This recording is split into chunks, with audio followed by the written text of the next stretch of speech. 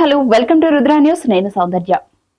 బేగం సుల్తాన్ జహాన్ భోపాల్ నవాబ్ బేగం సైఫ్ అలీ ఖాన్ యొక్క ముత్తాత. సుల్తాన్ జహాన్ బేగం గొప్ప సంస్కర్తగా చరిత్రకారులు గుర్తించుకుంటారు. బాలీవుడ్ నటుడు సైఫ్ అలీ ఖాన్ తన బంద్రా ఇంటిలో ఘోరమైన కత్తి దాడితో భయపడ్డాడు.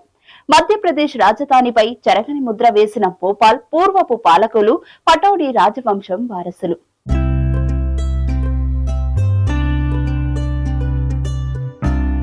భోపాల్ యొక్క పూర్వపు పాలకులలో చరిత్రలో కోల్పోయిన లేదా కనీసం పట్టించుకోని ఒక పేరు. భోపాల్ యొక్క చివరి మహిళా నవాబ్ బేగం సుల్తాన్ జహాన్ చారిత్రాత్మక రాజధానిని యూరోపియన్ నగరంగా మార్చాలని కోరుకున్నారు మరియు అలా చేయడంలో కొంత మేరకు విజయం సాధించారు.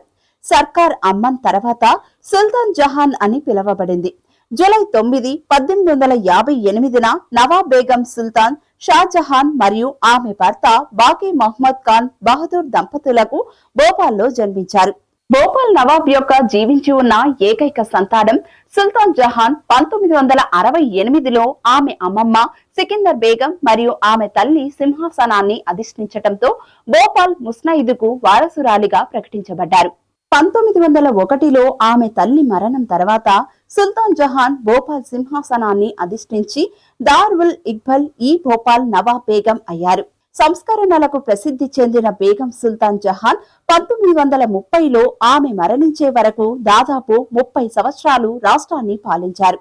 బేగం సుల్తాన్ జహాన్ భోపాల్లో అనేక కీలక విద్యా సంస్థలను స్థాపించి 1918లో పూర్వ సంస్థానంలో ఉచిత మరియు నిర్బంధ ప్రాథమిక విద్యను ప్రవేశపెట్టిన గొప్ప సంస్కర్తగా చరిత్రకారులు గుర్తించుకుంటారు. నవాబ్ బేగం కూడా భారత శ్రీ మహామండల్ సభ్యురాలు, భారతీయ మహిళా సర్కిల్. ఇది బాలికల విద్యను ప్రోత్సహించింది. ఆమె 3 దశాబ్దాల పాలనలో సుల్తాన్ జహాన్ భోపాల్ యొక్క చివరి మహిళా నవాబ్ భోపాల్ ను ప్రగతిశీల మరియు ఆధునిక నగరంగా మార్చడంపై దృష్టి సారించారు. ఇక్కడ విద్య, ముఖ్యంగా బాలికలకు ప్రాధాన్యత ఇవ్వబడింది. బేగం సుల్తాన్ జహాన్ నగరం అంతటా అనేక పాఠశాలలు మరియు సాంకేతిక సంస్థలను నిర్మించారు. ఈ సంస్థలలో అర్హత కలిగి ఉన్న ఉపాధ్యాయుల సంఖ్యను పెంచారు. ఆమె అలీగర్ ముస్లిం విశ్వవిద్యాలయం వ్యవస్థాపక ఛాన్సలర్ గా కూడా ఉన్నారు. ఆమె 1920లో ఆ పదవిని అధిరోహించింది.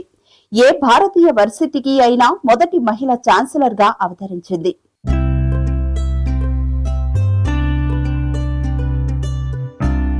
నవాబ్ బేగం విద్యపై దృష్టి పెట్టడమే కాకుండా పన్నులు, సైన్యం, పోలీసు, న్యాయ వ్యవస్థ మరియు రాష్ట్ర జైలు నిర్మాణంలో కూడా అనేక సంస్కరణలను ప్రవేశపెట్టింది. అదనంగా ఆమె రాష్ట్రంలో వ్యవసాయాన్ని విస్తరించింది మరియు విస్తృతమైన నీటి పారుదల, ప్రజా పన్నుల వ్యవస్థను అభివృద్ధి చేసింది.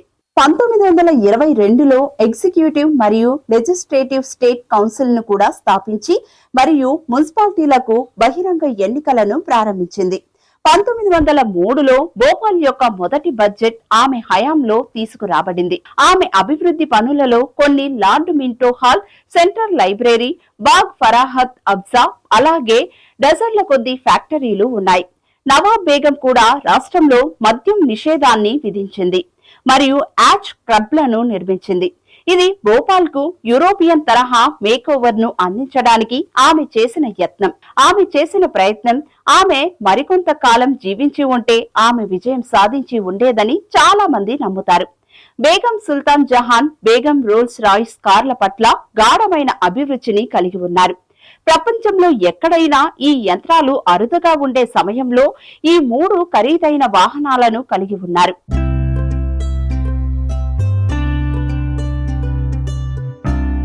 3 రోల్స్ రాయ్స్ కార్లు ఉన్నాయి. ఇది ఆమె రాజరిక జీవన శైలిని ప్రతిబింబిస్తుంది. కానీ ఆమె తన అభిరుచులను నెరవేర్చుకోవడంలో మాత్రమే బిజీగా లేదు. ఆమె చదువుకు కూడా చాలా ప్రాధాన్యత ఇచ్చింది. ఆమె పేరు ఇప్పటికీ విద్య, పురోగతి మరియు ఆవిష్కరణలతో ముడిపడి ఉంది. బేగం సుల్తాన్ జహాన్ సైఫ్ అలీ ఖాన్ ముత్తాత. నవాబ్ బేగం యొక్క ఏకైక కుమారుడు మరియు వారసుడు హమీదుల్లా ఖాన్ కుమార్తె సజీదా సుల్తాన్.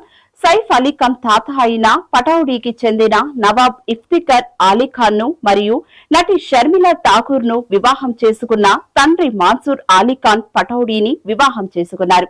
1920లో వర్సిటీ స్థాపించబడినప్పుడు బేగం సుల్తాన్ జహాన్ ANU యొక్క మొదటి ఛాన్సలర్ గా నియమితులయ్యారు మరియు 1930లో ఆమె మరణించే వరకు ఆ పదవిలో ఉన్నారు.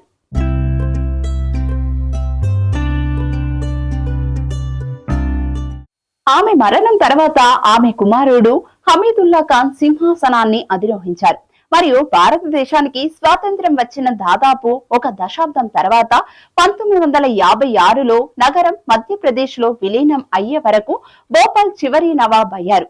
భోపాల్లోని బేగం నవాబ్ విద్య, పబ్లిక్ వర్క్స్, టాక్సేషన్ మరియు రాజ్య యంత్రాంగంలో ఆమె చేసిన అమూల్యమైన సంస్కరణలకు ప్రేమగా గుర్తించుకుంటారు. ఇలాంటి ఇంట్రెస్టింగ్ టాపిక్ తో మళ్ళీ కలుద్దాం. అంతవరకు చూస్తూనే ఉండండి రుద్ర టీవీ.